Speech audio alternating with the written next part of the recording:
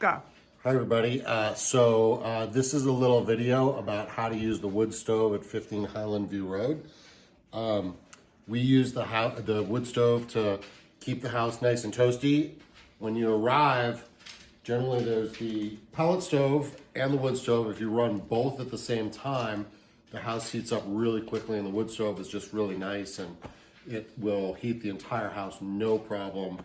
If the fire goes out at night, we generally just have the pellet stove going, but if it gets too hot, you can choose one heating source or other, whichever you want to do. But sometimes making a fire for people, they don't know how to use it, and the most important thing is really airflow. That's the biggest tip. So I'm gonna run through how to use the wood stove to get it going quickly and get the house warm and have a nice cozy fire. So the first thing I do, if it's not already cleaned, I like to just clean the window here with the wood cleaner. Real easy, it takes 2 seconds.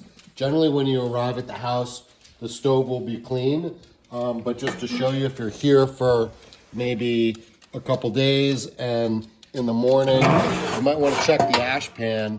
That's pretty empty.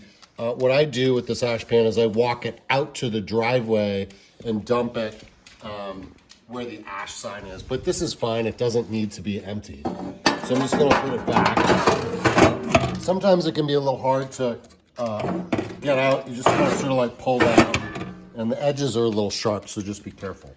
So here's how to make a fire. I always put in a backlog as far as you can go. That's sort of step one.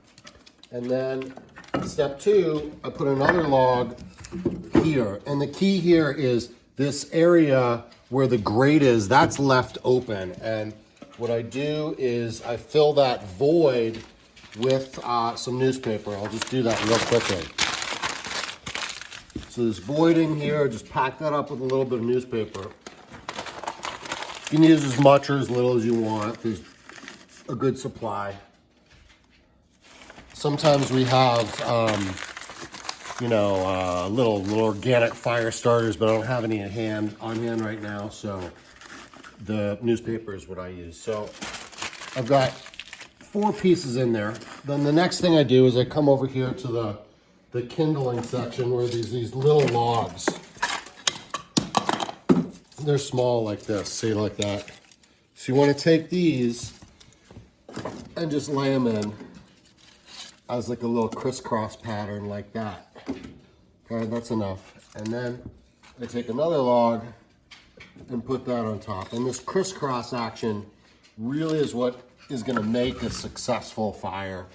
So there's plenty of airflow, plenty of room for the fire to go. Now what we have here, you may not be comfortable using this, but it's really not a big deal. It's really just like an oversized lighter. You turn it on, and it's a blowtorch. On, off, lefty, loosey, righty, tighty. So you can just turn on this little gasket here.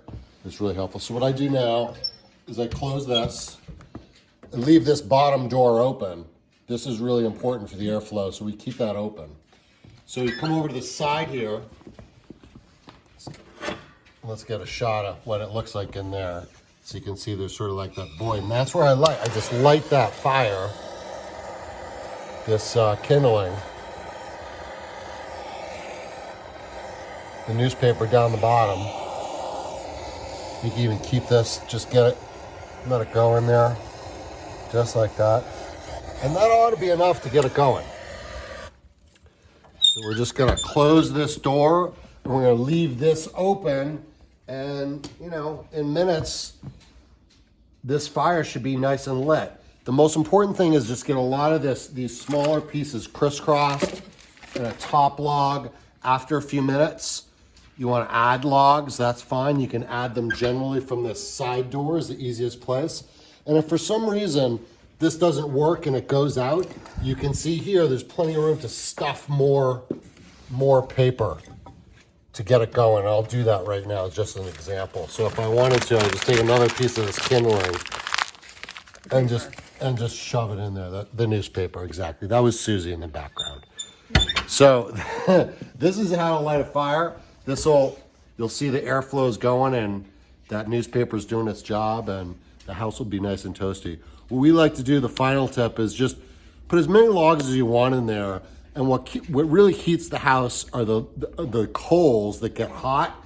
And there's a temperature gauge up top here.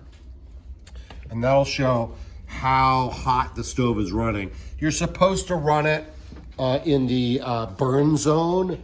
Don't worry too much about that. If you can, that's great. But here we have a cozy fire. Enjoy. Thank you.